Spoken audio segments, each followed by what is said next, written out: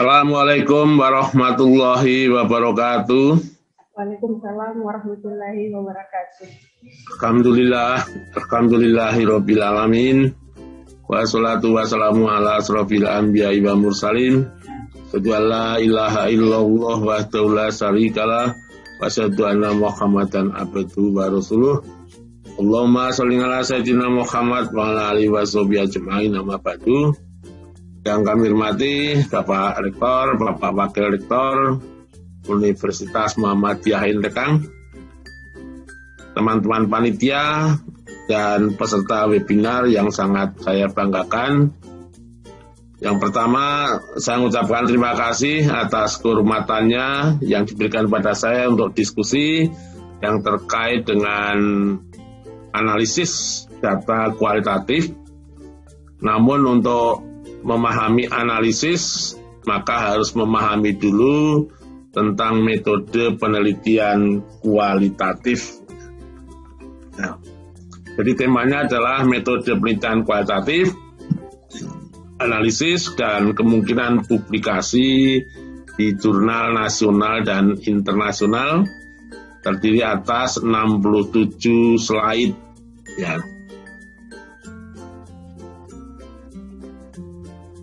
Nah, terkait dengan metode penelitian, saya selalu berangkat dari pohon ilmu metode penelitian yang dikembangkan dari JIPART, ya. Di mana dalam pohon ilmu ini ada 3 cabang. Yang pertama adalah metode penelitian yang berfungsi untuk TUNO. TUNO itu adalah untuk memahami dan lebih spesifik untuk mengembangkan ilmu. Nah, dalam cabang ini ada 3 rantingnya. Yang pertama, untuk memahami dan untuk mengembangkan ilmu, 1, digunakan metode penelitian kualitatif. Yang hari ini, saat ini nanti kita diskusikan. Yang kedua adalah metode kualitatif. Yang ketiga adalah mixed method. Perkembangan terkini adalah metode penelitian kombinasi. Ya. Namun untuk bisa melakukan penelitian dengan metode kombinasi, maka harus memahami dulu, yaitu metode kualitatif dan metode kuantitatif, dan selanjutnya mampu untuk menggabungkannya. Yang kedua, metode penelitian yang berfungsi untuk to-do, di mana hasil penelitian ini berfungsi untuk membantu pelaksanaan kerja. Jadi hasil penelitian untuk membantu pelaksanaan kerja agar pekerjaan dapat dilaksanakan secara efektif dan efisien. Dalam to-do ini ada 3 metode. Yang pertama adalah metode penelitian dan pengembangan yang bertujuan untuk meneliti guna mengembangkan suatu produk. Yang kedua adalah action research yang berfungsi untuk mengembangkan suatu metode kerja. Dan 3 adalah operation research yang berfungsi untuk mencari langkah-langkah kerja yang paling efisien. Cabang ketiga adalah penelitian yang bersifat to choose atau penelitian yang untuk memilih. Maksudnya di sini adalah penelitian untuk membuat keputusan atau kebijakan. Karena pada dasarnya membuat keputusan itu adalah memilih alternatif terbaik dengan risiko yang sekecil-kecilnya. Ya. Nah, di sini ada evaluation research dan ada policy research. Jadi yang kita diskusikan hari ini adalah yang pertama, yaitu tentang metode kualitatif, berikut analisisnya, yang nanti bisa digunakan untuk menghasilkan artikel yang dapat dimuat di jurnal. Jadi dari pohon ilmu ini, saya sudah menulis bukunya. Jadi buku yang saya tulis itu berangkat dari pohon ilmu metodologi penelitian. Yang pertama, TUNO adalah ini metode kualitatif yang kita bicarakan nanti. yang kedua adalah kuantitatif, yang ketiga adalah mixed method. Lalu yang masuk pada to-do adalah ada research and development dan ada action research. Sedangkan yang to-dos ada evaluation research dan ada policy research.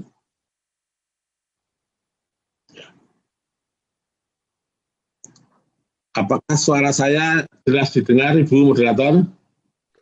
Jelas, Prof. Ininya, gambarnya?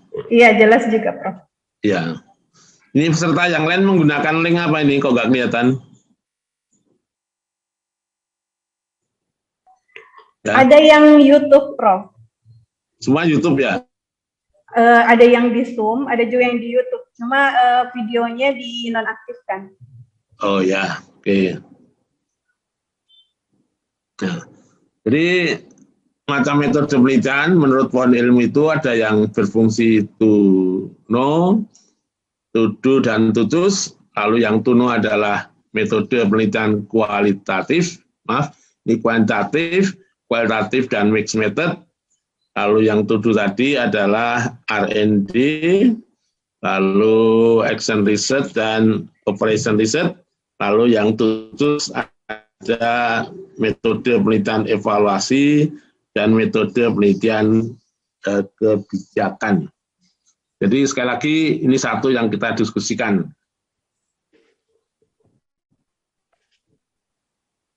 Nah, menurut Creswell ini metode penelitian ini dibagi metode penelitian survei dan metode penelitian eksperimen. Ini yang masuk kuantitatif. Lalu yang kualitatif, ya, yang kualitatif menurut Creswell ini ada etnografi. Etnografi merupakan metode penelitian kualitatif yang digunakan untuk meneliti yang terkait dengan budaya. Budaya ini budaya masyarakat atau budaya juga di bidang organisasi tertentu. Yang kedua adalah grounded theory, merupakan metode kualitatif yang digunakan untuk menemukan teori, ya, menemukan teori grounded. Jadi teori tidak dibangun dari pemikiran, tapi dibangun dari fakta yang digali dari lapangan. Ketiga adalah penelitian studi kasus. Ini adalah suatu penelitian yang digunakan untuk memahami suatu kasus. Di buku lain, metode studi kasus tidak hanya kualitatif, tapi bisa pakai kuantitatif dan mixed method. Lalu ada fenomenologi, merupakan metode penelitian kualitatif yang digunakan untuk memahami perilaku dari informan. Jadi meneliti yang sumber datanya adalah pelakunya. Ada juga metode kualitatif yang disebut dengan naratif research yang dipakai untuk meneliti tentang tokoh, ya, jadi untuk membuat biografi dan autobiografi. Jadi ini ada 5 desain penelitian kualitatif. Tentu proses, tujuan, dan analisisnya sangat berbeda antara satu metode kualitatif dengan yang lain. Lalu termasuk yang mixed method adalah metode kombinasi, yaitu metode kuantitatif dan kualitatif yang dikombinasikan, di mana satu topik penelitian diteliti dengan 2 metode sekaligus. Metode kombinasi ini berpandangan bahwa setiap objek itu pasti mengandung nilai kuantitatif dan kualitatif. Nah, kalau objek mengandung nilai kuantitatif dan kualitatif dan hanya diteliti dengan satu metode, maka tidak akan memperoleh data yang lengkap. Oleh karena itu, dengan mixed method ini saat ini dipandang metode yang sempurna. Karena dalam satu penelitian dapat sekaligus memperoleh data kuantitatif yang juga dilengkapi dengan data kualitatif atau sebaliknya. Nah, mixed method ini ada dua desain. Yang pertama adalah sekuensial. Desain sekuensial adalah desain metode kombinasi yang berurutan. Jadi dua metode dipakai dalam waktu yang berbeda. Karena dipakai waktu yang berbeda, maka desainnya ada sekuensial explanatory, di mana pada tahap pertama penelitian menggunakan metode kuantitatif dan selanjutnya pakai kualitatif. Jadi pada tahap pertama adalah mengamati, tahap kedua adalah mengukur. Selanjutnya yang sekuensial exploratory adalah desain sekuensial di mana penelitian tahap pertama menggunakan metode kualitatif dan tahap berikutnya menggunakan metode kuantitatif.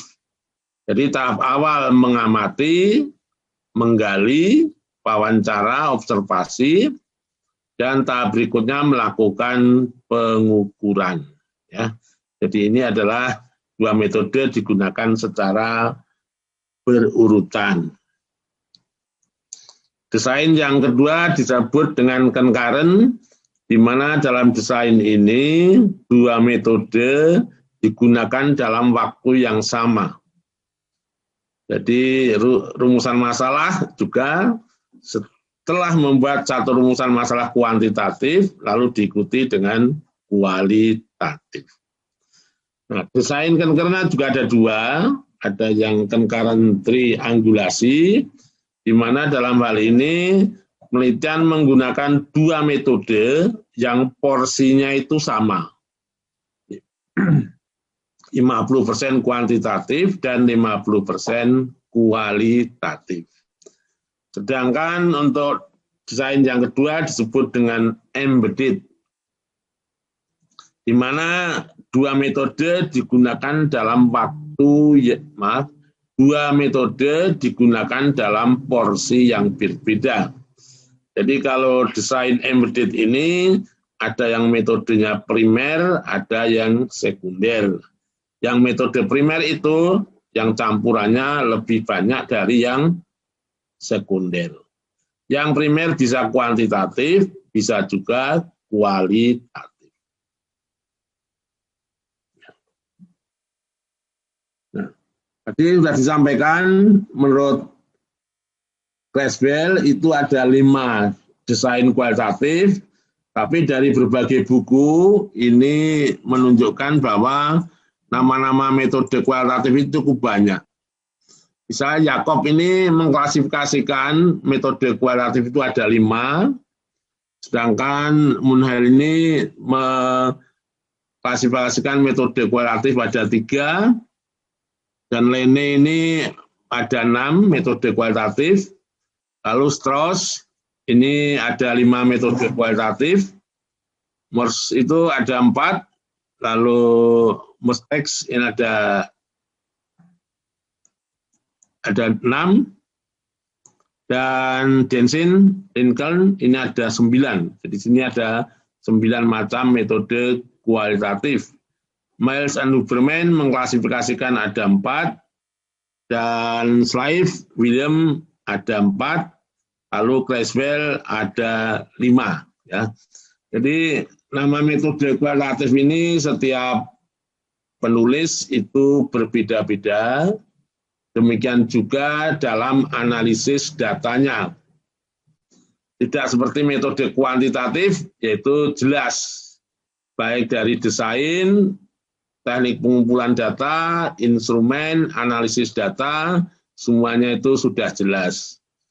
Maka sering metode kuantitatif disebut dengan scientific method, jadi metode ilmiah, karena semuanya sudah jelas. Dan metode kualitatif sering disebut dengan artistic method, jadi metode penelitian yang bersifat seni. Sehingga antara satu orang dengan orang lain dalam menggunakan metode itu berbeda-beda.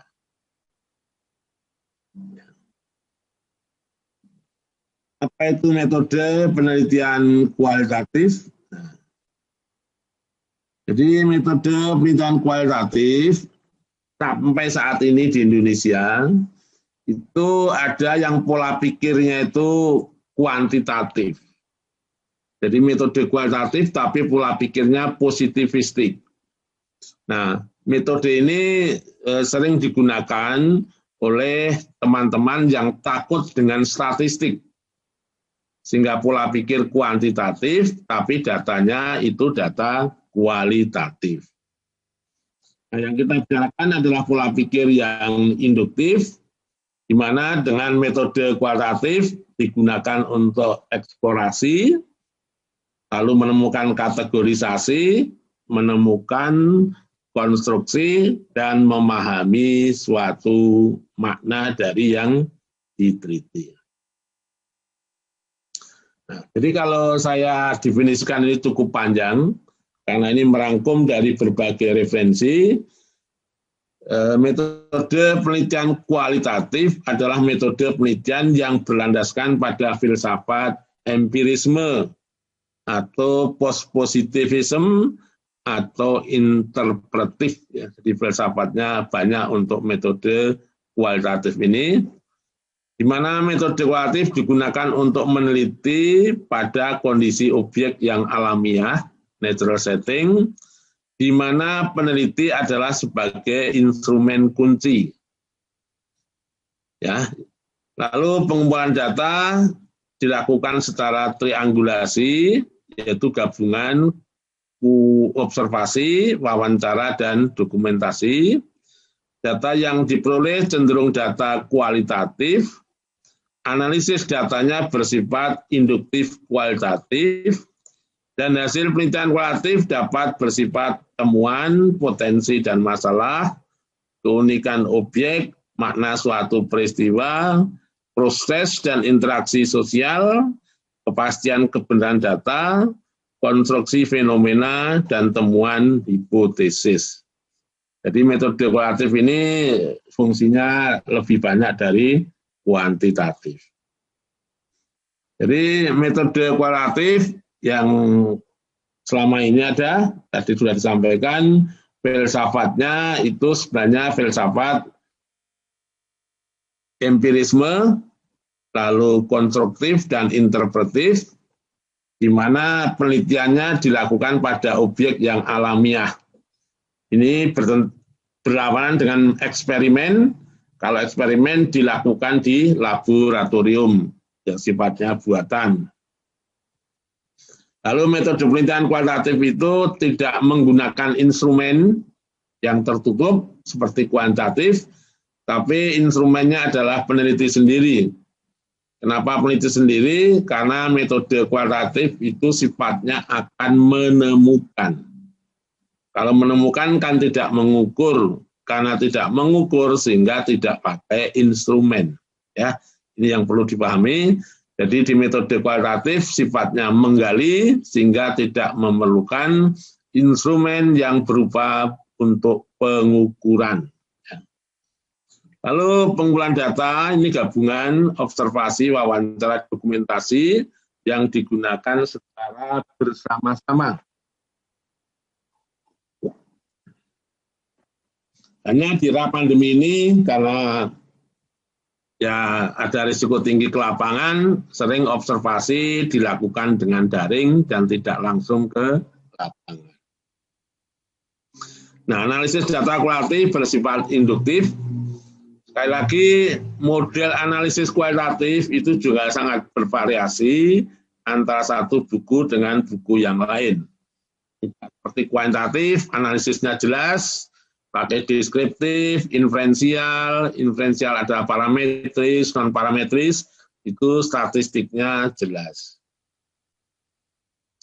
Dan hasil penelitian kualitatif bisa deskriptif atau konstruktif.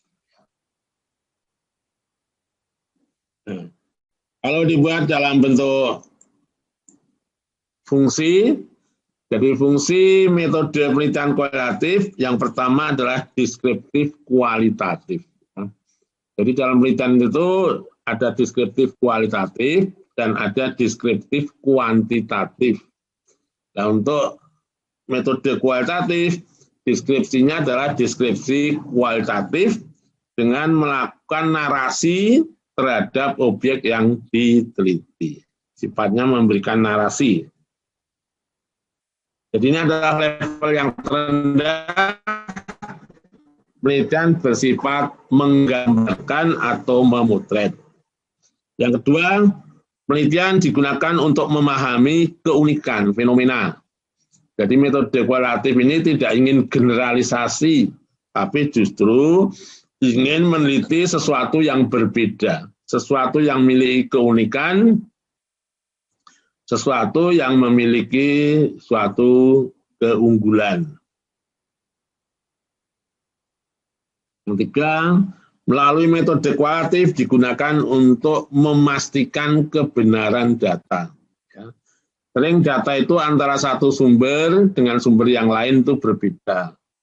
Misalnya tentang penduduk, ya, itu antara Menteri Dalam Negeri, Menteri yang lain itu menyampaikan data tentang penduduk yang berbeda-beda. Nah, ini perlu dicari kebenarannya, mana yang paling benar, yaitu yang menggunakan metode kualitatif. Yang keempat, penelitian untuk memahami yang sifatnya proses. Jadi proses kerja suatu perusahaan, lalu proses pembelajaran, itu cocok digunakan metode kualitatif. Yang kelima, meneliti digunakan untuk mengkonstruksi pemahaman. Jadi justru penelitian kualitatif, data itu tidak muncul lalu diberi interpretasi, tapi justru yang mengkonstruksi pemahamannya itu adalah peneliti sendiri. Misalnya melihat suatu keramaian. Keramaian itu tentang apa? Nah, itu yang menceritakan adalah peneliti sendiri. Jadi penelitilah yang mengkonstruksi suatu peristiwa. Yang keenam, nah ini yang paling utama, di mana metode kualitatif itu lebih berfungsi untuk melakukan eksplorasi sehingga menghasilkan suatu temuan. Kalau metode kuantitatif itu yaitu berpikir lalu dibuktikan. Jadi kuantitatif itu membuktikan pemikiran, membuktikan hipotesis.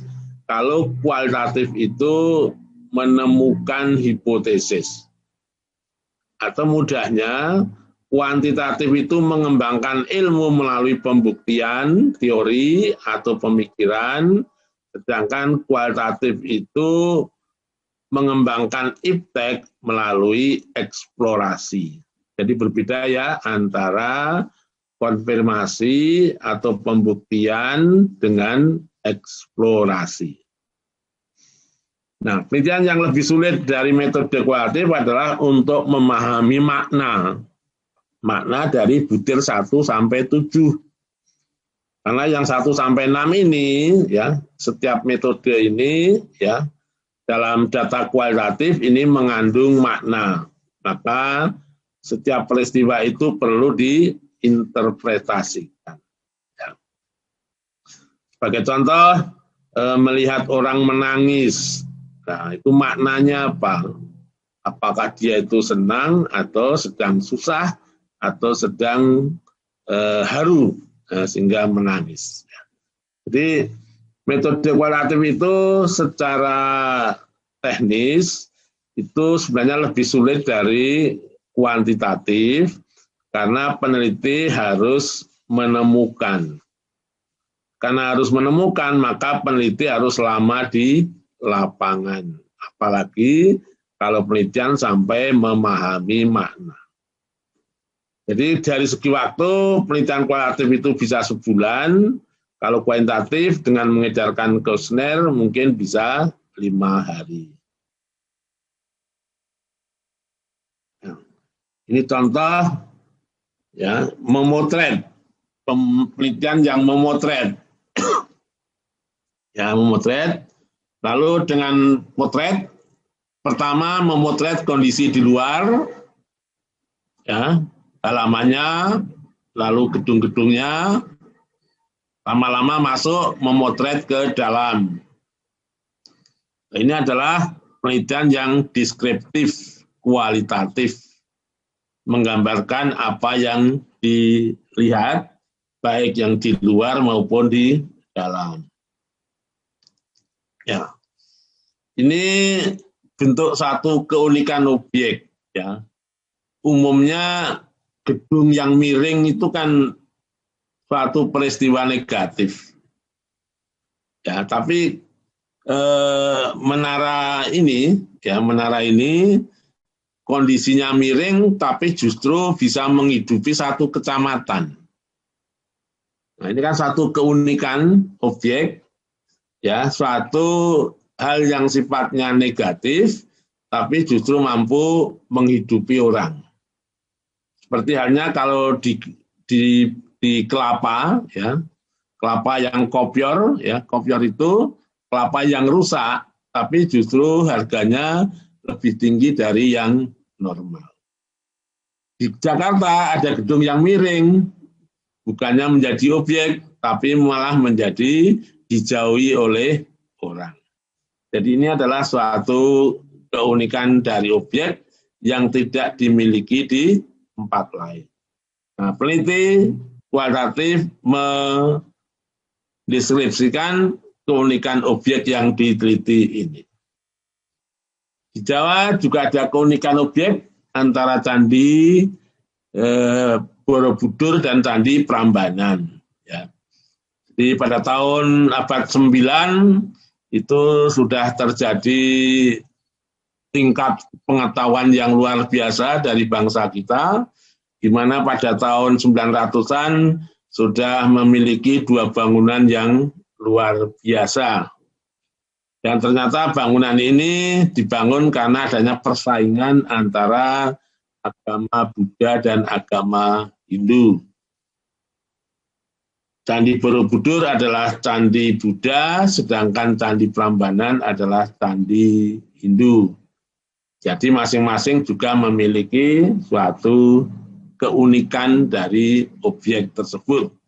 Dan masing-masing setiap bangunan, ya, dari segi bentuknya maupun relief-relief yang dituliskan di badan candi itu memiliki makna dan menggambarkan masyarakat di waktu itu. Ya.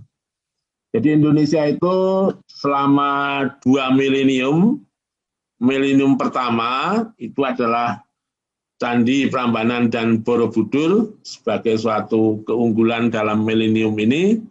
Dan milenium kedua ini adalah Kerajaan Majapahit. Nggak tahu milenium ketiga ini punya kehebatan atau tidak. Nah, penelitian kualitatif digunakan juga untuk memastikan objek, ya, memastikan kebenaran. Orang ini berdebat. Yang sebelah kanan orang menyatakan jumlahnya 3. Tapi yang sebelah kiri jumlahnya 4. Ya. Ini kalau dalam hitungan kan terjadi suatu pertentangan. Nah, ini terjadi karena apa? Karena persepsi, pemahaman dari objek itu dari sudut pandangnya berbeda-beda. Kenapa dari kanan jumlahnya 3, tapi dari kiri jumlahnya bisa 4. Nah, ini selanjutnya perlu dipastikan. Ya. Penelitian yang sifatnya proses itu juga pakai metode kualitatif. Ya. Jadi ini adalah penelitian yang sifatnya proses membandingkan kinerja lulusan SMK dan SMA yang ada di industri permesinan. Jadi penelitian tidak hanya mengamati satu kali, ya, satu periode, tapi waktunya itu dirunut sehingga menggambarkan bagaimana kinerja kedua kelompok lulusan itu dari segi waktu ke waktu. Yang paling enggak ini selama 6 tahun. Jadi prosesnya. Jadi ini penelitian kualitatif yang menggambarkan proses, tapi sifatnya adalah perbandingan antara kinerja lulusan SMK dan lulusan SMA di industri. Nah, penelitian kualitatif juga digunakan untuk mengkonstruksi fenomena. Jadi fenomena, dan tadi sudah disampaikan bahwa peneliti kualitatif dalam memandang objek sifatnya itu subjektif. Ya. Jadi satu peneliti dengan peneliti yang lain, walaupun objeknya sama, bisa membuat kesimpulan yang berbeda. Seperti contoh ini, mungkin satu peneliti ini melihat orang yang sedang berhadapan-hadapan. Tapi satu sisi ini melihat sebagai suatu pot bunga. Ya. Jadi satu objek tapi dipersepsikan yang berbeda oleh orang yang berbeda. Maka metode kualitatif ini sifatnya adalah subjektif. Walaupun subjektif bukan berarti salah. Subjektif tapi tidak salah karena sudut pandangnya itu berbeda-beda. Ini juga melihat objek membuat kesimpulan yang berbeda. Jadi perlu mengkonstruksikan pemahaman. Ini gambar orang tua atau gambar remaja, gadis remaja. Ini juga perlu mengkonstruksi pemahaman untuk menyimpulkan bahwa satu objek yang memiliki dua makna itu sebenarnya ini gambar orang tua atau gambar gadis. Nah, penelitian kualitatif juga berfungsi untuk konstruktif. Maka tadi metode kualitatif itu salah satunya selain interpretif, memberi makna, tapi juga konstruktif. Justru ini merupakan inti dari metode kualitatif, bahwa peneliti kualitatif itu melihat fenomena yang berserakan. Nah, dari pemikirannya, dari pandangannya, antara satu peneliti dengan yang lain akan memiliki pandangan yang berbeda dalam mengkonstruksikan suatu fenomena. Nah, peneliti satu dari melihat fenomena ini, maka dapat disusun, dikonstruksikan, ya, satu dengan yang lain, sehingga ternyata dari fenomena itu berbentuk suatu pohon. Ya. Nah, ini adalah metode kualitatif yang sifatnya suatu konstruktif, mengkonstruksi suatu fenomena. Tapi konstruksinya ini fenomena yang tampak, ya, karena barang-barang tadi itu kan dari segi observasi dapat dilihat langsung, ya. Jadi ini adalah metode konstruktif. Nah, ini temuan yang luar biasa dari metode kualitatif, menemukan bagaimana setiap orang itu punya energi yang negatif dan energi yang positif. Ini temuan luar biasa, dan Anda semua akan mempunyai referensi. Kalau ingin sukses, itu gunakan energi yang positif. Energi yang positif itu misalnya kalau dari atas, ya, bahwa seseorang itu harus murah hati, harus sering memaafkan, harus jujur, harus lemah lembut, harus percaya diri, harus semangat, harus bersyukur, dan seterusnya. Jadi ini adalah temuan kualitatif yang mengkonstruksikan suatu energi positif yang perlu dilakukan, sedangkan yang sebelah kiri ini adalah merupakan energi negatif. Jadi dari eksplorasi itu dapat ditemukan sebagai pohon energi, baik yang positif maupun negatif. Nah, penelitian kualitatif itu menelitinya sampai mendalam. dan bukan hanya meneliti yang tampak saja. Kalau meneliti yang tampak saja itu metode kuantitatif. Karena metode kuantitatif itu hanya bisa meneliti yang observable, yang dapat diamati.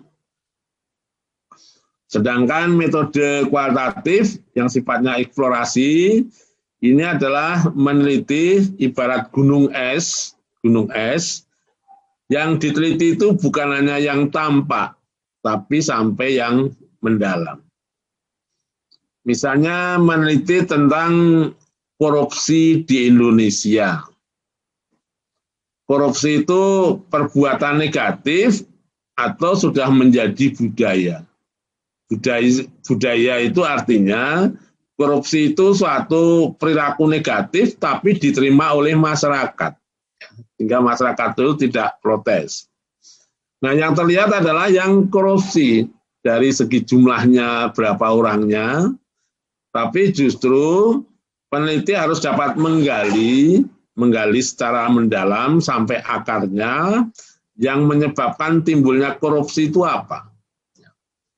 Karena dengan korupsi itu sudah banyak lembaga hukum didirikan, dari mulai kepolisian, kejaksaan, kehakiman, polisi, sampai yang terakhir membentuk KPK. Jadi, adanya KPK karena tidak lagi percaya pada aparat hukum yang lain. Jadi, walaupun sudah ada KPK, tetap saja ada korupsi. Lalu bagaimana sebenarnya akar masalahnya? Sehingga korupsi itu kok tidak bisa diberantas. Jadi penelitian bukan hanya menemukan yang nampak, tapi menemukan yang tidak tampak. Bahkan dalam melaksanakan pekerjaan-pekerjaan suatu proyek, dengan adanya korupsi itu pekerjaannya lebih cepat dikerjakan, lebih cepat selesai. Tapi dengan tidak adanya korupsi, justru pekerjaan-pekerjaan itu menjadi lebih lambat untuk dikerjakan. Ini suatu makna fenomena perlu digali secara mendalam. Jadi penelitian kualitatif itu ibarat meneliti gunung es, bukan hanya yang tampak yang diteliti, tapi diteliti sampai akarnya, diteliti sampai mendalam. Jadi penelitian kualitatif itu sifatnya eksplorasi. Nah, eksplorasinya antara satu peneliti dengan penelitian yang lain beda-beda. Ada penelitian yang hanya meneliti di permukaan, tapi ada yang sampai agak dalam dan bahkan meneliti yang paling mendalam. Nah, dengan menggali itu diharapkan akan memperoleh suatu temuan. Jadi temuan itu prosesnya digali. Kalau deskripsi prosesnya adalah diamati, lalu dideskripsikan. Contoh ini Bung Karno. Bung Karno ini menemukan melalui menggali. Jadi Bung Karno menyatakan, aku tidak menciptakan Pancasila.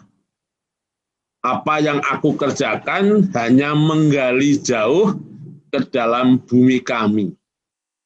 Tradisi-tradisi kami sendiri, dan aku menemukan 5 butir mutiara yang indah.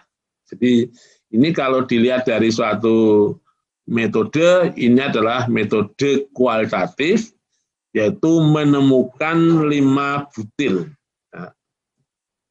5 butir mutiara itu akhirnya nanti disebut sebagai sila-sila dalam Pancasila. Jadi tahap pertama metode kualitatif itu mengeksplorasi, menggali, menemukan 5 butir mutiara, dan selanjutnya 5 butir itu dapat dikategorisasikan. Jadi proses penggalian, lalu menemukan bermacam-macam tradisi yang ada di Indonesia. Dari 5 tradisi itu dapat dirumuskan menjadi 5 yang disebut dengan 5 sila, yaitu tradisi tentang ibadah atau tradisi tentang menjalankan agamanya masing-masing. Lalu menemukan bahwa orang Indonesia itu memiliki sifat kemanusiaan yang tinggi, sehingga dirumuskan menjadi kemanusiaan yang adil dan beradab. Dan bangsa Indonesia antara suku satu dengan suku yang lain ingin bersatu, yang diawali dengan tahun 28 tentang Sumpah Pemuda. Ini juga sudah terjadi tahun 28, sedangkan Pancasila ini tahun 45. Dan dari bumi Indonesia juga digali tentang model demokrasi yang sifatnya kerakyatan yang dipimpin oleh hikmat kebijaksanaan dalam permusyawaratan perwakilan. Pancasila ini sekarang sudah bertentangan lagi, karena kalau dulu kan melalui perwakilan, tapi sekarang sudah pilihan langsung. Berarti ini hampir tidak perhatikan lagi dalam tata negara. Dan yang kelima, melalui menggali ini ditemukan aspek-aspek perilaku masyarakat yang sifatnya menuntut adanya suatu keadilan. Jadi Bung Karno menggali di bumi Pancasila, menemukan 5 butir mutiara. Ini kalau dalam metode kualitatif sifatnya kategorisasi.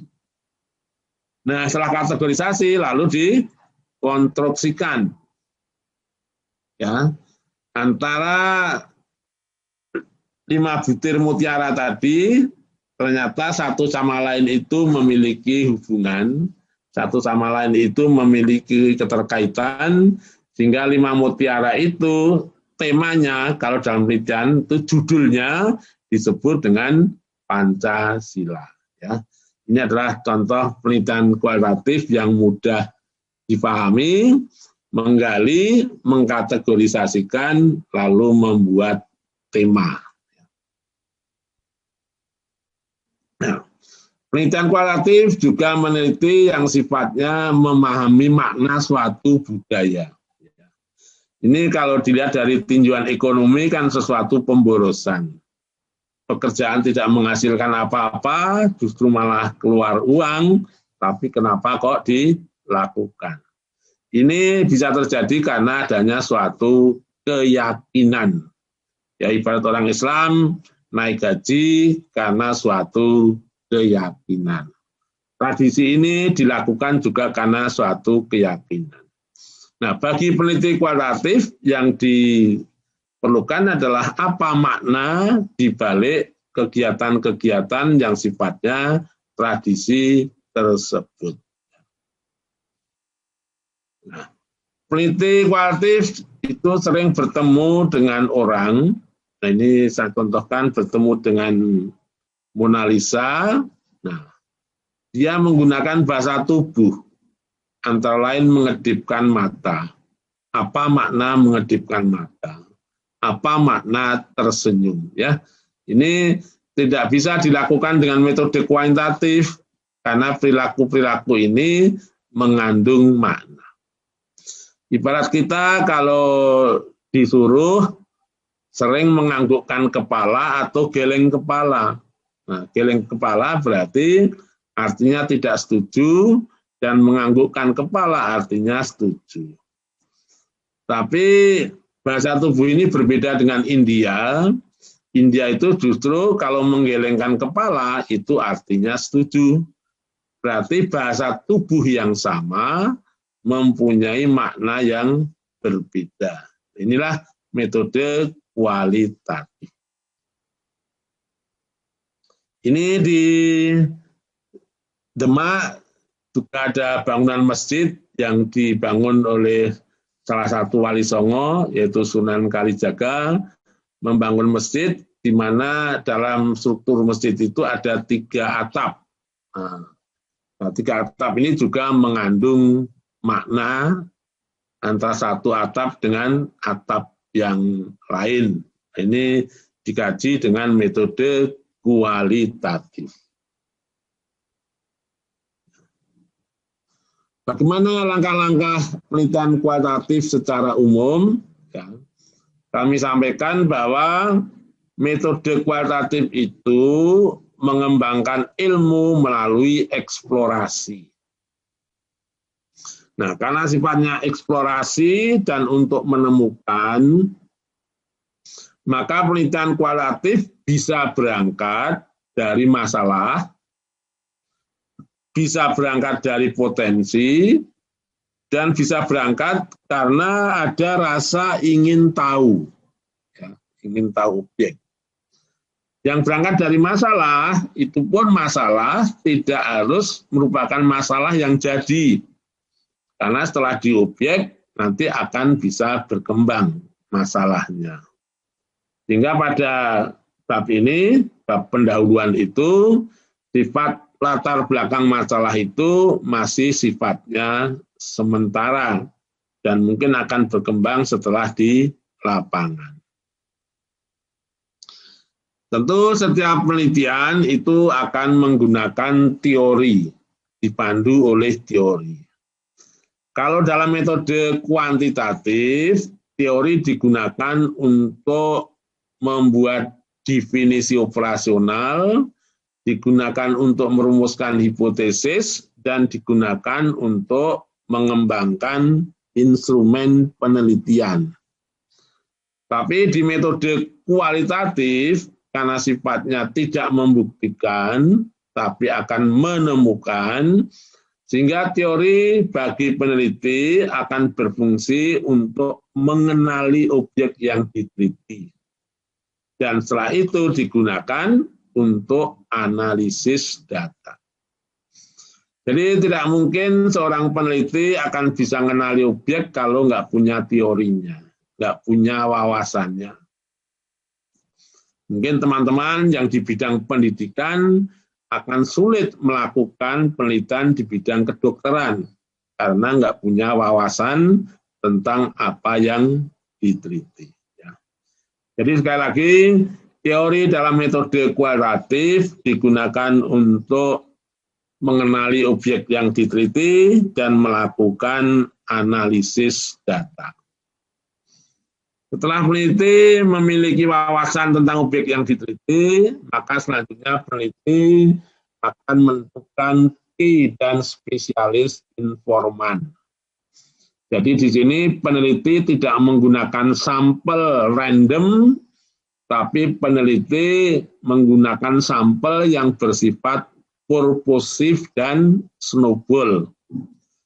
Sehingga di sini peneliti yang pertama menentukan key informan. Key informan itu adalah orang kunci yang bisa membukakan pintu kepada peneliti untuk bisa melakukan penjelajahan. Nah, key informan biasanya adalah sebagai ketua organisasi, seperti kalau di sekolah ya kepala sekolah, kalau di kabupaten ya bupati, kalau di perguruan tinggi ya rektornya sebagai key person.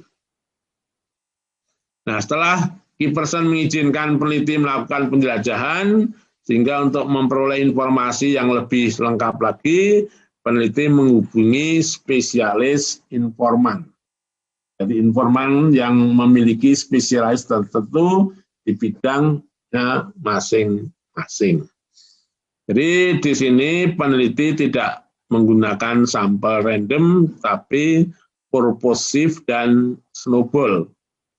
Maka dalam metode kualitatif jangan ditanyakan berapa jumlah sampelnya, tapi yang ditanyakan adalah siapa saja yang akan menjadi informan penelitian.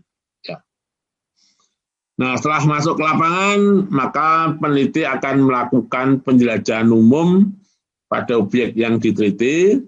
Jadi pada data pertama di awal-awal penelitian jangan memfokuskan dulu pada objek yang diteliti, tapi kenalilah semua data informasi yang ada di objek tersebut.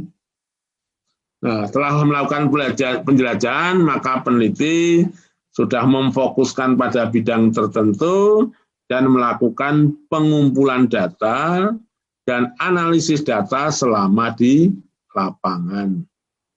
Jadi kalau metode kuantitatif, analisis datanya setelah penelitian selesai, Tapi kalau kualitatif, sejak peneliti masuk objek dan di situ melakukan pengumpulan data, sudah dilakukan analisis data.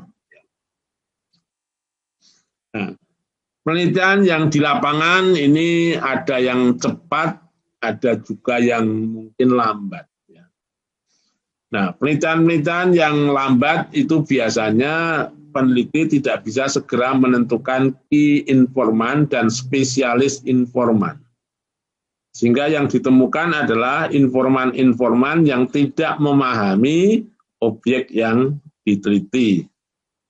Nah, untuk itu, supaya penelitian kualitatif ini bisa cepat selesai, maka tahap pertama peneliti harus sudah mengenali objek yang diteliti dan mau dijadikan sebagai sumber data.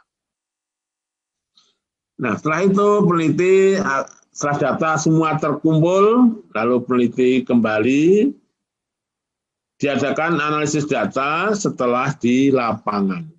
Jadi data-data yang terkumpul dari observasi, wawancara, dokumentasi, beberapa hari ini dikumpulkan menjadi satu dan selanjutnya dilakukan analisis. Melalui analisis akan dapat membuat suatu konstruksi temuan, ya. Dan dari konstruksi temuan ini akan dibuat menjadi suatu tema penelitian. Jadi Bapak Ibu peserta yang kami hormati, judul di metode kualitatif ini akan lebih baik dibuat setelah penelitian selesai. Setelah penelitian memperoleh suatu temuan. Jadi kalau judul dalam proposal kualitatif sama dengan judul pada laporan, berarti peneliti ini masih dipandu oleh pikirannya untuk mengumpulkan data. Padahal penelitian kualitatif yang baik adalah data itu dipandu oleh pimpinan.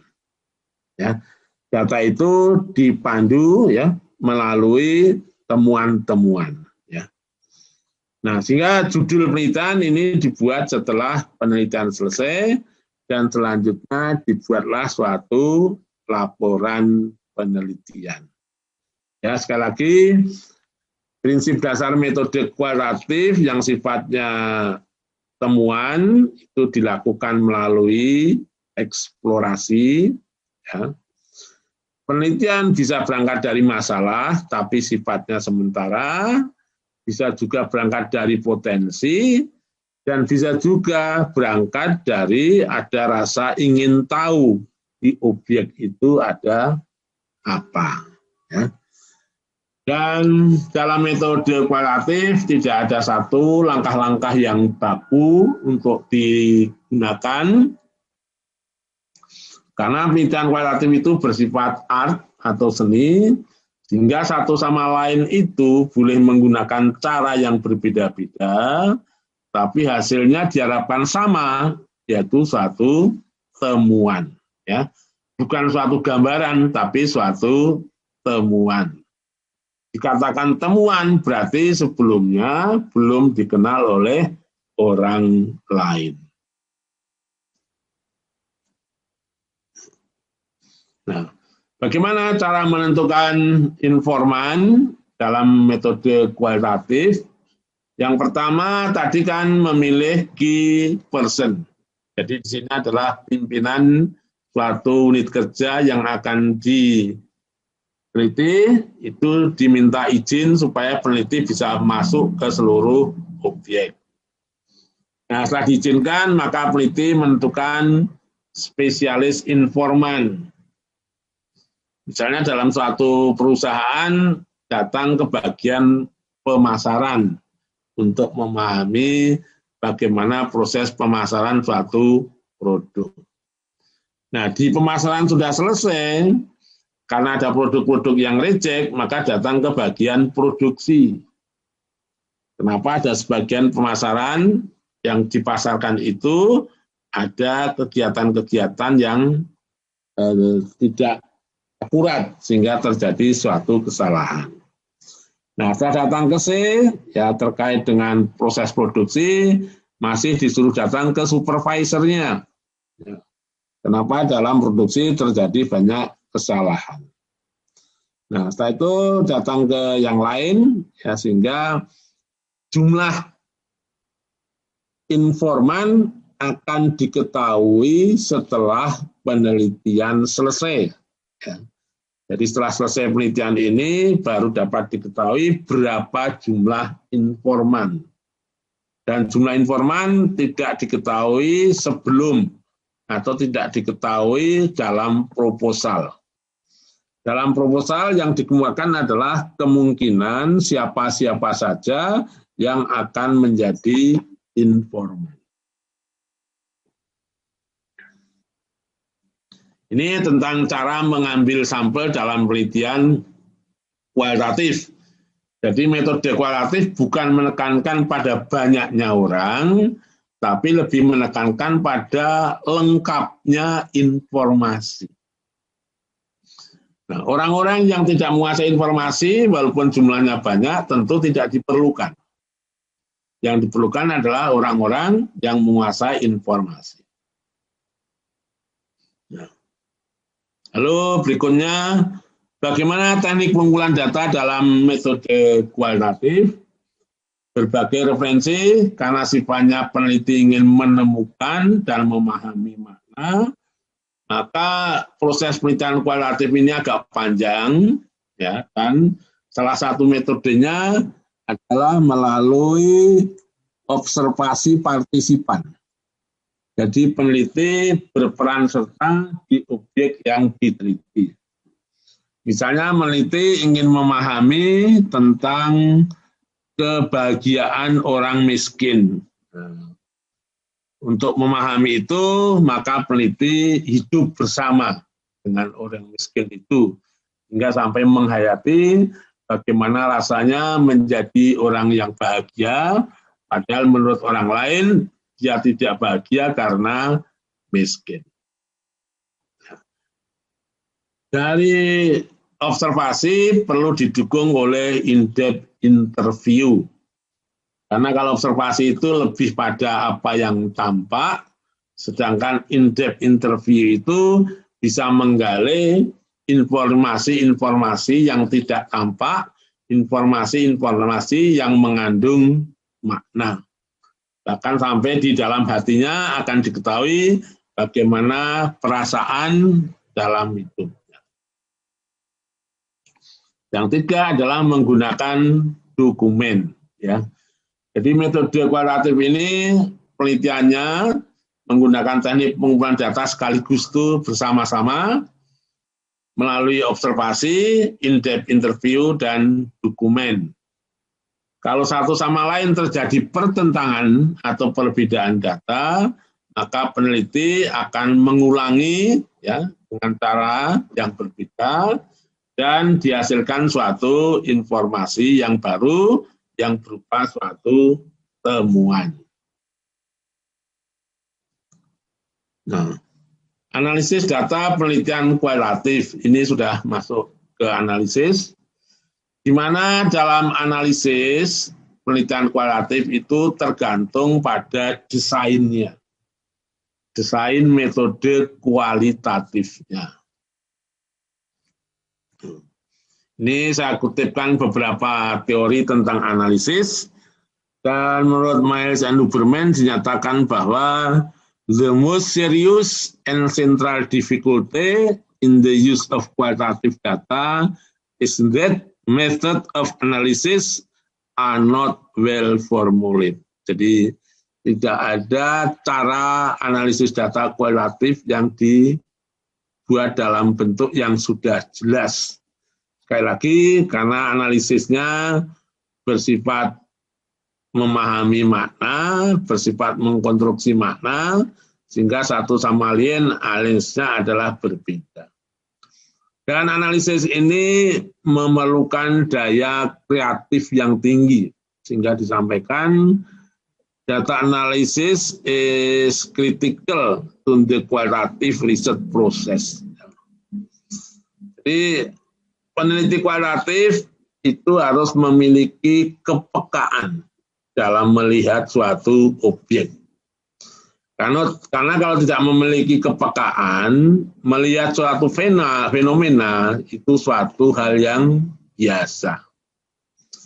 Seperti halnya Newton, kenapa Newton melihat apel jatuh ke bawah menjadi risau.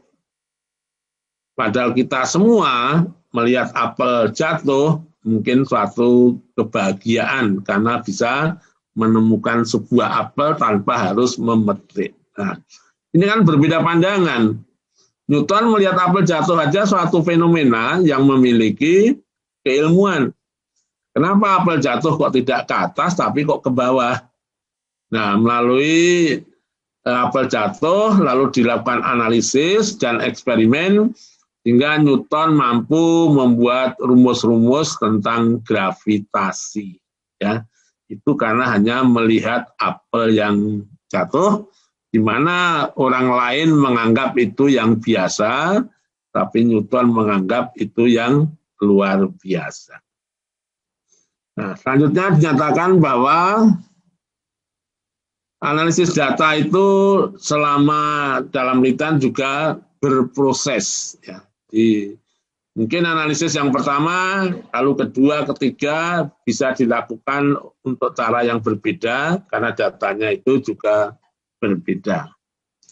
Dan di sini Nasution menyatakan melakukan analisis data adalah pekerjaan yang sulit, memerlukan kerja keras. Analisis memerlukan daya kreatif serta kemampuan intelektual tinggi. Tidak ada cara tertentu yang dapat diikuti untuk mengadakan analisis, sehingga setiap peneliti harus mencari sendiri metode yang dirasakan cocok dengan sifat-sifat penelitiannya. Jadi intinya dalam metode kualitatif itu kan data yang diperoleh itu banyak. Nah, data yang banyak itu kan perlu diseleksi, perlu direduksi, perlu dikategorisasi, bahkan perlu dikoneksikan antara satu data dengan yang lain. Ya. Jadi sekali lagi tidak semua peneliti dapat melakukan analisis data karena ini memerlukan daya kreatif. Maka salah satu fungsi teori dalam metode kualitatif adalah digunakan untuk analisis data.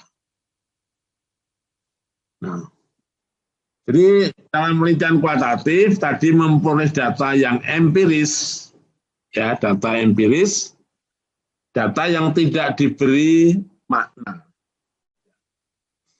Ada contoh kebakaran hutan. Nah, kebakaran hutan itu data empiris atau mengandung makna. Sebagai data empiris, memang kebakaran hutan karena di musim kemarau. Tapi ada informasi lain bahwa kebakaran hutan itu juga memang dibakar karena untuk membuka hutan akan lebih mudah. Nah, ini artinya data empiris itu selain apa adanya juga diberi makna. Kalau analisis data empiris, maka analisisnya adalah analisis data empiris.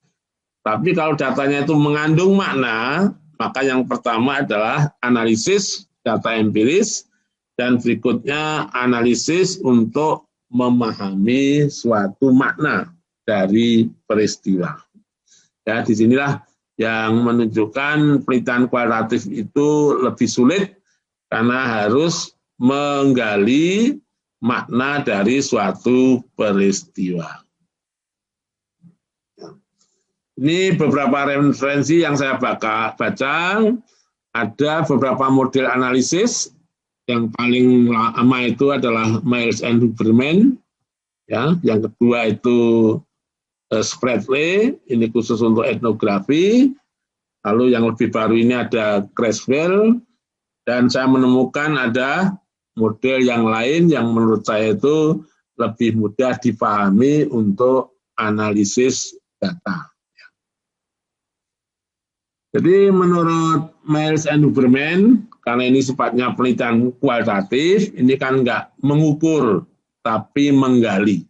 Nah, hingga peneliti masuk ke objek langsung mengumpulkan data, memotret, mendengarkan, ya, lalu mengamati, sehingga banyak data yang terkumpul.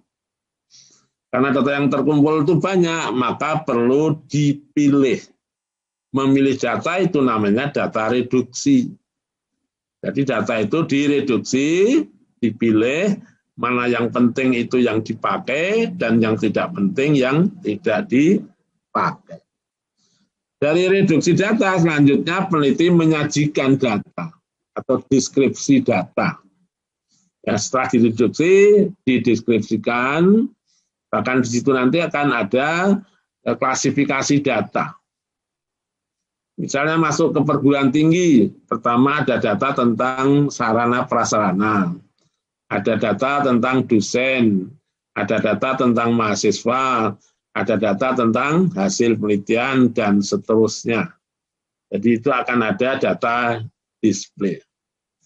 Melalui display ini peneliti akan dapat melakukan refleksi. Apakah data-data yang diperoleh ini sudah pas atau belum. Nah, setelah data itu diuji keabsahan data, lalu dibuatlah suatu kesimpulan. Ya. Karena penelitian kualitatif ini tidak sampel random, maka hasil penelitian kualitatif ini ya berlaku untuk orang-orang yang memberikan informasi. Jadi hasil penelitian kualitatif hanya berlaku untuk orang-orang yang memberikan informasi. Dan orang lain kalau akan menggunakan hasil penelitian kualitatif, itu bisa yang disebut dengan transferability. Jadi transferability itu adalah generalisasi hasil penelitian kualitatif, tapi generalisasinya bukan ke populasi, generalisasinya adalah kepada orang-orang yang telah menggunakan hasil penelitian orang lain. Suatu penelitian kualitatif dapat digeneralisasikan, dapat ditransferkan, dapat dipakai orang lain, manakala sifat-sifat atau karakteristik yang diteliti itu tidak berbeda jauh dengan sifat-sifat dari orang yang mau menggunakan hasil penelitian. Ini menurut Miles and Huberman. Jadi data intinya nanti adalah terkumpul banyak, direduksi, disajikan, dan dibuat suatu kesimpulan. Ini model Spratley, ya sama-sama analisis data, tapi modelnya berbeda. Kalau Spratley diawali dengan analisis domain. Jadi di sini peneliti masuk ke objek. Nah, dari ke objek itu melalui reduksi, sama sebenarnya melalui reduksi akan ditemukan domain-domain tertentu. Ya. Setelah analisis domain dilakukan analisis taksonomi. Nah, analisis taksonomi ini adalah analisis yang lebih mengurai dari domain-domain yang ditemukan. Jadi domain yang telah dipilih dijabarkan ke yang lebih rinci untuk mengetahui struktur internal dan dilakukan melalui observasi terfokus. Analisis berikutnya adalah analisis komponensial. Nah, jadi analisis ini menemukan ciri spesifik pada setiap struktur yang dikontraskan. Ya. Jadi ibarat menemukan cairan antara kopi dengan teh. Mungkin sepintas yang tidak tahu, kopi teh itu merupakan benda yang sama, karena warnanya hampir sama, tapi menjadi berbeda setelah dirasakan. Lalu analisis setelah 3, analisis domain, taksonomi, lalu komponensial, akhirnya menemukan suatu tema penelitian atau judul penelitian. Jadi sekali lagi, tema penelitian itu ditemukan setelah penelitian selesai. Ini model Creswell tentang analisis data kualitatif, di mana Creswell dalam mengungkapkan dalam suatu alur yang berbeda, di mana peneliti pada tahap awal kan memperoleh data mentah. Ya, data mentah itu berupa transkrip atau catatan lapangan atau foto-foto. Ya. Sini. Ini dikumpulkan. Nah, langkah berikutnya dari data-data yang berupa transkrip atau catatan lapangan dan foto-foto itu diorganisir, ya, diorganisir dan siap untuk dilakukan analisis. Nah, data yang telah diorganisir lalu dibaca secara mendalam terhadap seluruh data. Nah, karena jumlahnya banyak, untuk dapat mengklasifikasikan, maka data perlu dibuat coding. Coding the data and or computer. Jadi codingnya itu bisa melalui komputer dan bisa melalui manual.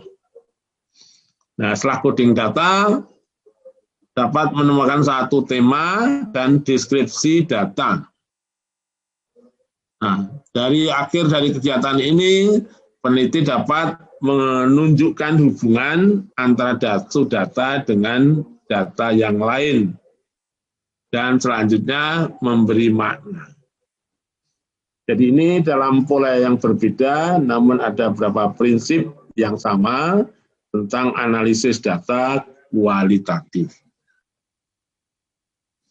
Nah, ada yang menggambarkan analisis data yang berupa corong, berbentuk corong. Karena di tahap awal itu peneliti menemukan berbagai macam data, ibarat penambang emas, menemukan lumpur, menemukan pasir, menemukan batu, lalu dimasukkan ke corong dan disaring, sehingga menghasilkan suatu temuan. Ya. Ini juga proses analisis data kualitatif. Ada proses analisis data yang berkesinambungan secara siklus, di mana peneliti masuk ke lapangan. Nah, pada pertama peneliti mengumpulkan data. Setelah data terkumpul, lalu dideskripsikan. Tahap kedua, setelah dideskripsikan, lalu direduksi, dibuat kategorisasi, dan dibuat satu kesimpulan. Jadi intinya analisis data kualitatif itu adalah memperoleh data, mereduksi data, mengkategorisasi data, dan mengkonstruksi data.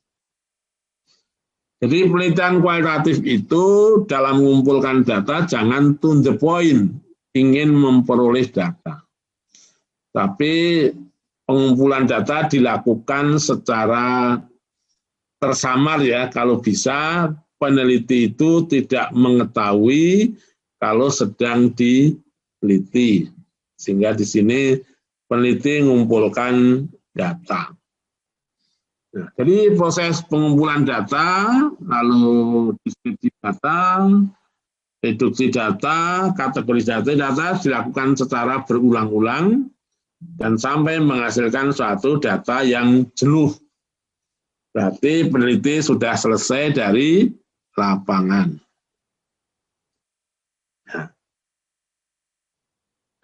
Ini model yang lain menurut saya lebih sederhana untuk analisis data, ya. Waktu itu saya memahami Miles and Brundtland itu sangat sulit, ya. Kalau Spradley lebih mudah, dan untuk Creswell juga lebih sulit, ya. Dan ini yang lebih mudah ini.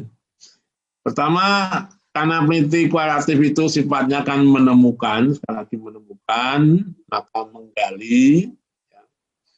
Ya. Jadi di awal itu peneliti jangan langsung ingin menemukan apa. Sehingga setelah masuk ke lapangan, peneliti itu melakukan eksplorasi, memotret, mendengarkan ya, dari berbagai sumber, akhirnya diperoleh data yang segudang. Nah, data yang banyak ini oleh peneliti direduksi. Nah, reduksi dari data-data yang banyak itu, setelah direduksi, ini hanya contoh ilustrasi dari suatu analisis data. Di sini reduksi itu dipilih huruf yang besar, huruf kecil, lalu angka dan simbol-simbol. Jadi reduksi telah menemukan kategori sebenarnya. Nah, tahap berikutnya dari reduksi adalah melakukan klasifikasi. Klasifikasi dari huruf, dari angka, dari huruf besar, huruf kecil, angka, dan simbol. Itu tahap klasifikasi. Nah, bisa saja penelitian itu hanya berhenti di klasifikasi. Tadi seperti Bung Karno menemukan 5 butir mutiara, yaitu butir-butir Pancasila. Nah, tapi peneliti kualitatif kalau bisa melakukan analisis sehingga mampu menunjukkan keterkaitan antar kategori.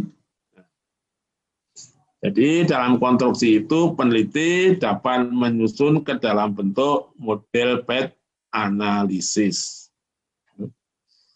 Jadi analisis data kualitatif karena sifatnya itu menemukan, diawali dari eksplorasi, lalu reduksi, lalu klasifikasi, dan koneksi. Nah, ini proses analisis kualitatif yang bersifat induktif. Nah, ternyata teman-teman, Bapak Ibu, sekarang ini sudah ada software untuk analisis data kualitatif. Itu bisa pakai InVivo atau Atlasti. Proses seperti yang saya gambarkan ini, dari data yang terkumpul, dari wawancara, dari dokumentasi, dari observasi, bahkan dari foto-foto, video, itu dapat direduksi, dapat diklasifikasi, dan dapat dibuat suatu koneksi. Nah, hingga analisis berikutnya adalah data hasil observasi, hasil wawancara, dan dokumentasi, lalu masing-masing diberi coding, ini untuk memudahkan klasifikasi. Ya.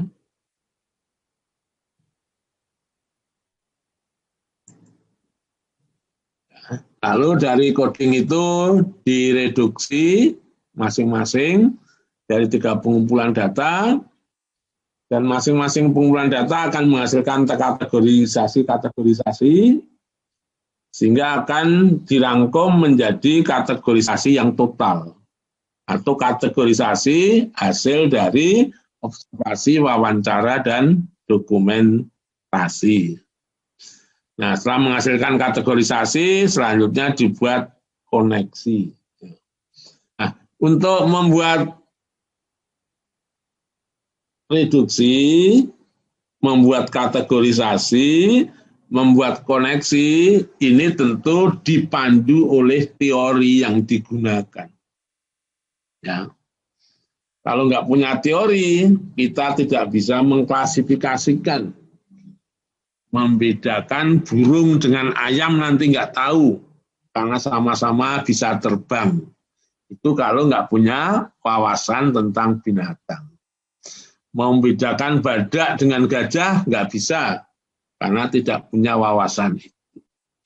Sehingga teori dalam metode kualitatif salah satunya digunakan untuk analisis data. Ya. Ini dari software yang ada sejak tahun 94 itu sampai 2013. Ini yang atas itu yang pakai InVivo, yang bawah itu pakai Atlasti. Ya. Ternyata makin ke sini, ya sekarang sudah tahun 2001, penggunaan software ini sudah semakin berkembang. Sehingga teman-teman setelah tahu teori tentang analisis data, lalu dicoba menggunakan software yang ada. Ya. Nah, kekuatan metode kualitatif adalah melalui analisis data, yaitu selanjutnya dilakukan uji keabsahan data. Kalau dalam metode kuantitatif ada uji validitas dan reliabilitas instrumen, tapi kalau di metode kualitatif ada pengujian keabsahan data yang dapat dilakukan satu dengan uji kredibilitas. Uji kredibilitas itu kalau dalam metode kuantitatif disebut uji validitas internal. Lalu ada uji transferibilitas, kalau metode kuantitatif disebut validitas eksternal atau generalisasi. Lalu uji dependabilitas, ini adalah uji reliabilitas. Dan uji konfirmabilitas adalah uji objektivitas suatu data. Nah, dalam metode kualitatif yang diutamakan adalah uji kredibilitas.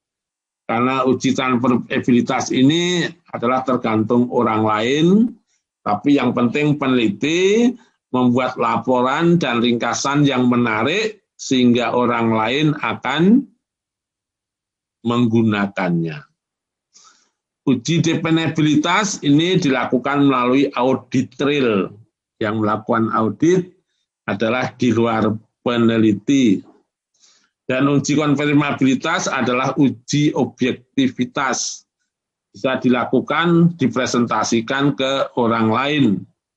Kenapa ini perlu uji konfirmabilitas? Karena hasil penelitian kualitatif itu kan sifatnya yang baru.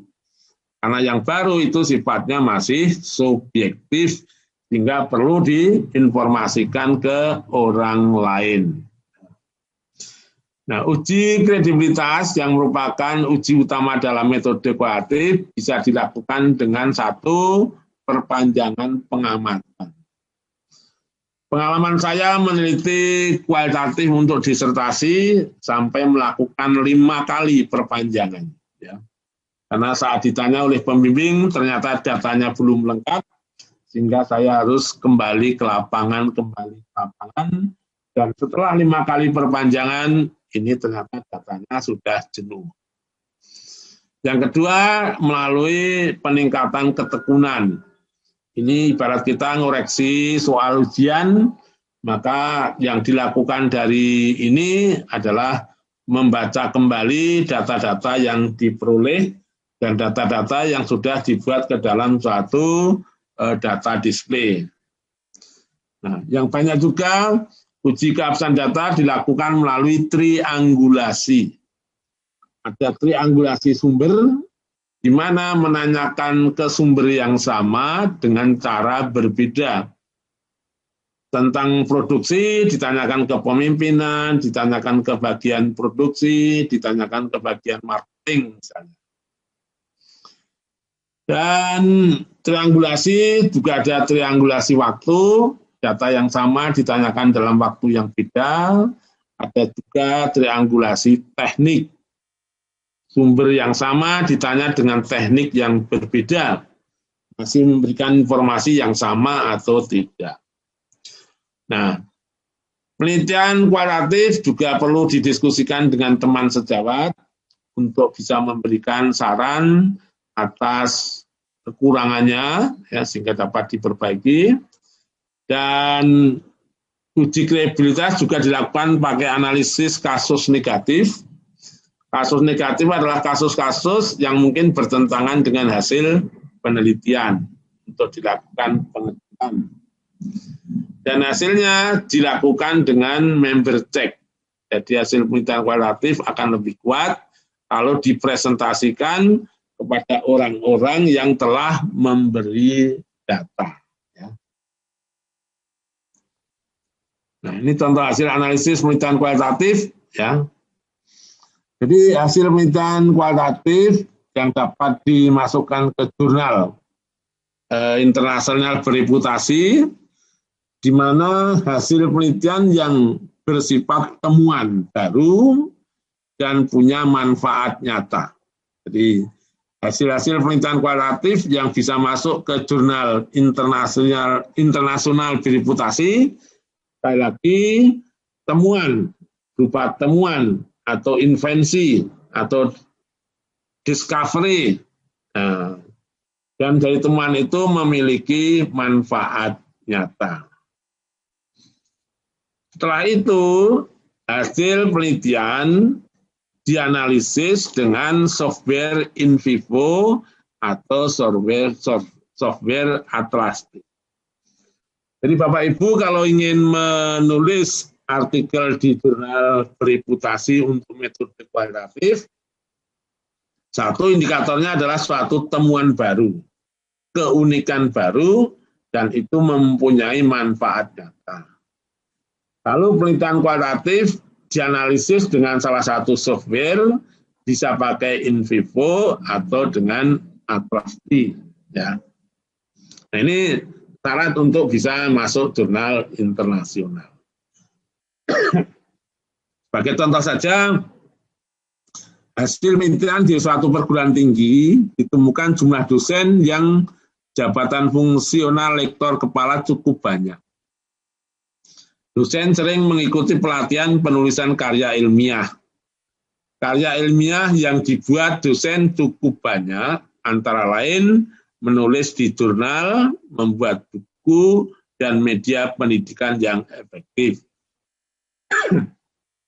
Nah, motivasi membuat karya ilmiah, dosen itu sangat tinggi karena ada insentif dan dorongan dari pimpinan. Ini adalah narasi dari suatu penelitian kualitatif. Nah, dari narasi ini, maka selanjutnya dianalisis, ya, pakai atlastik, sehingga dapat menemukan hubungan antar variabel. Dari contoh tadi, dosen dari suatu perguruan tinggi yang jabatan lektor kepalanya itu banyak, disebabkan karena dia banyak menulis artikel di jurnal. Dia banyak nulis artikel di jurnal karena dia memiliki kemampuan menulis setelah mengikuti pelatihan. Yang kedua, karena motivasi dosen itu tinggi untuk menulis. Nah, motivasi dosen menulis tinggi karena ada insentif, karena ada peran dari pimpinan dan juga dari insentif. Jadi ini satu temuan yang bermanfaat karena ada resep supaya dosen itu, ya, jabatan fungsional lektornya banyak, maka disarankan untuk membuat karya tulis di jurnal yang banyak. Dan karya tulis itu akan dapat dibuat kalau dosen diikutkan pelatihan menulis karya tulis dan dimotivasi. Motivasi karena pimpinan memberikan dorongan secara moral, tapi sekaligus juga memberi insentif. Ya. Ini hasil analisis kualitatif. Contoh yang lain, hasil penelitian kualitatif diperoleh data sebagai berikut. Ruang kantor nyaman, alat-alat kerja lengkap dan modern, masyarakat yang dilayani puas, kinerja pegawai baik, motivasi kerja baik, kepemimpinan transformatif, pegawai yang bekerja baik diberi insentif, pelayanan kesehatan kepada para pegawai baik, kompetensi pegawai tinggi karena sering dilakukan pelatihan. Ini hasil kualitatif, lalu dibuat suatu konstruksi di mana masyarakat yang dilayani itu puas karena kinerja pegawainya itu baik dalam memberikan layanan. Kinerja baik karena ruang kantornya nyaman, alat-alat kerjanya bagus, motivasi kerja tinggi, dan ada kompetensi. Motivasi kerja tinggi karena ada insentif, ada kepemimpinan, dan ada pelayanan kesehatan. Dan kompetensi pegawai tinggi karena sering ikut pelatihan. Ini adalah analisis data kualitatif hasil konstruksi. Ini tadi sudah yang sifatnya hasil proses. Dan kalau di Creswell, ini tadi ada 5 desain penelitian kualitatif. Yang pertama etnografi. Ya. Etnografi itu kan penelitian budaya, di mana analisis datanya adalah analisis deskriptif, konstruktif, dan pemberian makna suatu budaya kelompok. Ini analisis datanya. Lalu grounded theory, karena sifatnya ingin menemukan, maka analisisnya diawali analisis deskripsi, reduksi, kategorisasi, dan konstruksi, sehingga menghasilkan suatu temuan. Kalau fenomenologi, analisisnya deskriptif, pemberian makna, konstruksi, pemahaman tentang pengalaman hidup individu. Sedangkan kalau case study, analisis datanya adalah deskriptif, setiap kasus, mencari sebab-sebab timbulnya kasus, akibat kasus, dan mengembangkan tema kasus. Nah, ini bagaimana publikasi jurnal hasil penelitian, ya, tadi sudah sampaikan. Dan saya pernah mengklasifikasikan, ya, dari 200 jurnal itu, ternyata yang paling banyak itu sekitar 61% itu menggunakan metode kuantitatif. Nah, dalam metode ini sampel yang digunakan lebih dari 1.000, lalu dianalisis dengan SPSS atau LISREL. Jadi kuantitatif levelnya sudah pada nguji struktur melalui SEM. Tadi kalau kualitatif ini ada 25% yang dapat dimuat di jurnal internasional kalau sifatnya temuan, manfaat, dan ditulis, dianalisis dengan software InVivo dan Atlasti. Nah, kombinasi ini masih sedikit karena penelitian-penelitian yang menggunakan metode kombinasi itu dapat dipecah menjadi 2. Pada saat kuantitatif itu bisa dipecah 1 artikel, pada saat kualitatif 1 artikel. Sehingga sini kombinasi itu dibagi ke 2 jurnal. Dan R&D ini dipandang sedikit, ya, karena ini juga bisa dipecah ke dalam beberapa jurnal. Jadi dalam menulis suatu publikasi, ya, peneliti harus sudah memiliki gambaran tentang jurnal nasional. Ya. Kalau nasional itu sudah terklasifikasi dalam Sinta 1, 2, 3, 4, 5, dan 6. Mungkin bagi yang pemula, jangan terlalu memilih yang ranking Sinta 1, 2. Tapi pilihlah diawali dari 6 atau 5. Bagi yang ingin jurnal internasional, itu yang memiliki reputasi bisa melalui Thomson atau melalui Scopus I1, 2, 3, dan 4 atau melalui DOAJ, ya. Jadi intinya supaya bisa melakukan publikasi, peneliti harus mengenal berbagai jurnal nasional dan jurnal internasional. Nah, sekarang bagi peneliti yang sudah mempunyai laporan penelitian, ya, yang sudah punya laporan penelitian, maka perlu mencari jurnal mana yang cocok. Ya, jadi hasil penelitian itu cocoknya masuk jurnal mana, jurnal A, jurnal B, atau jurnal C. Ya, sehingga penelitian mengikuti pola-pola dari jurnal yang sudah ada. Nah, bagi yang belum memiliki hasil penelitian, maka peneliti juga memahami jurnal-jurnal dulu, ya, sesuai dengan spesifikasi, sesuai dengan tata caranya, tema-temanya. Nah, setelah memahami karakteristik setiap jurnal, maka peneliti baru melakukan penelitian dengan judul tertentu. Nah, jadi kalau di sini judul penelitian disesuaikan dengan jurnal-jurnal yang ada. Jadi kaitan antara penelitian dan topik-topik di jurnal, setiap penelitian itu ada judul, dan di jurnal juga ada judul. Setiap penelitian ada tujuan, di jurnal juga ada tujuan penelitian. Setiap penelitian ada metode yang digunakan, di jurnal juga ada metode yang dikemukakan. Hasil penelitian ada, di jurnal juga perlu dikemukakan. Lalu tentang kesimpulan. Jadi secara umum komponen-komponen yang ada di penelitian juga sama komponen-komponen yang ada dalam satu jurnal yang mencakup judul, lalu tujuan, metode, hasil, dan kesimpulan. Lalu secara teknis, langkah-langkah dalam memilih jurnal, ya, ini seperti saya sampaikan tadi, peneliti harus sering baca berbagai jurnal.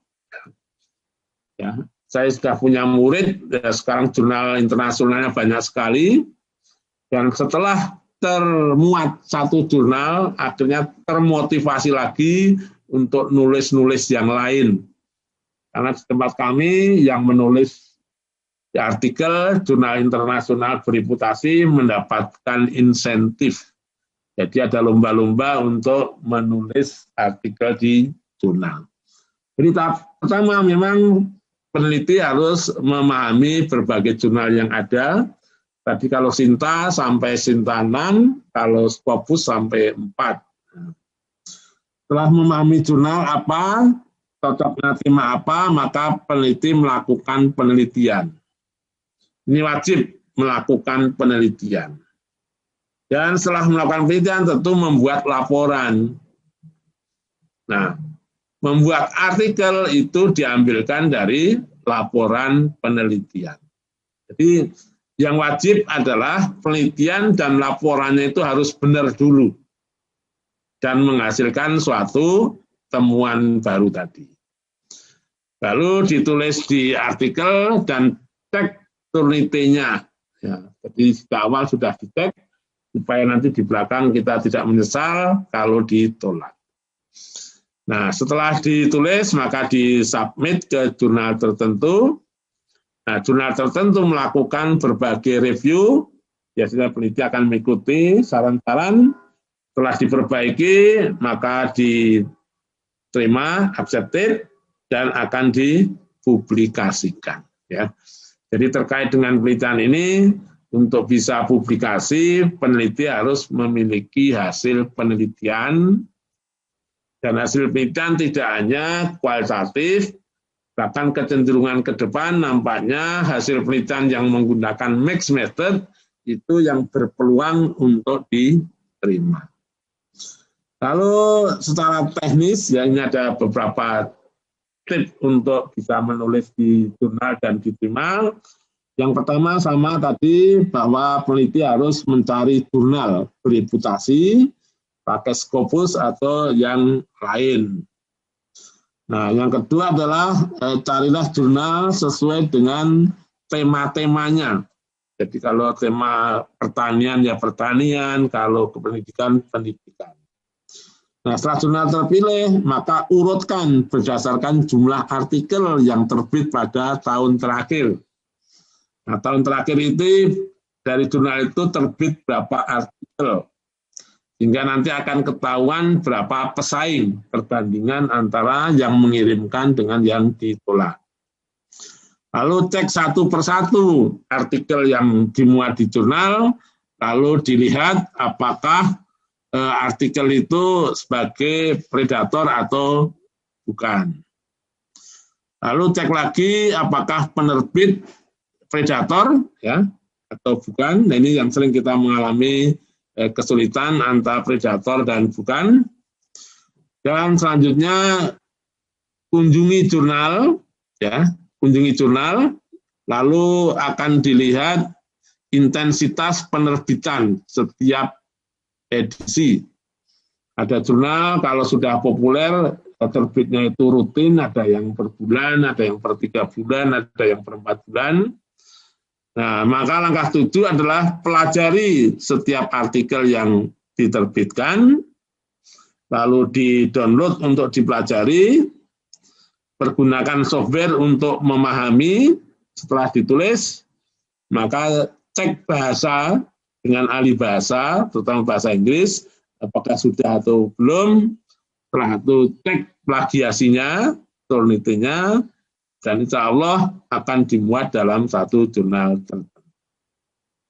Demikian Ibu Moderator yang dapat kami sampaikan. Jadi untuk bisa menulis di jurnal internasional, salah satu syaratnya melakukan penelitian. Dan untuk penelitian kualitatif yang bisa dimuat di jurnal, kalau penelitian itu menghasilkan suatu temuan atau keunikan dan dianalisis dengan salah satu software, bisa NVivo dan Atrasti. Terima kasih. Wassalamualaikum warahmatullahi wabarakatuh.